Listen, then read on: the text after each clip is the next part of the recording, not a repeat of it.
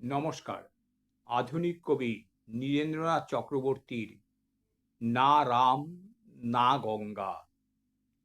তিনি না জানেন রাম, না জানেন গঙ্গা, না চেনেন মাটি, না চেনেন মানুষ। মাটি বলতে তিনি নির্বাচন কেন্দ্র বোঝেন এবং মানুষ বলতে ভোটার। রামপুরের মাটি যে 7 ফুট জলের তলায় শুয়ে আছে, এই খবরে তার সুনিদ্রার কোনো ব্যাঘাত ঘটেনি।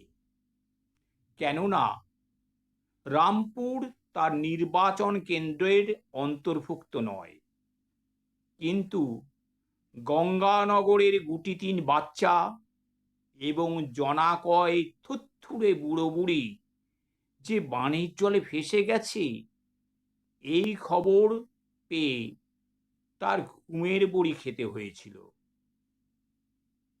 কিন্তু ঘুম ভাঙবার পরে এখন আবার তার শরীরটা বেশ ঝরঝরে লাগছে।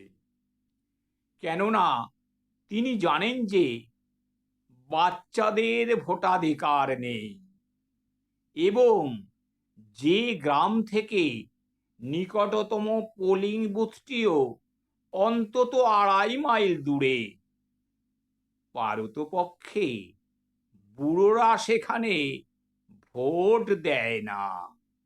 নমস্কার।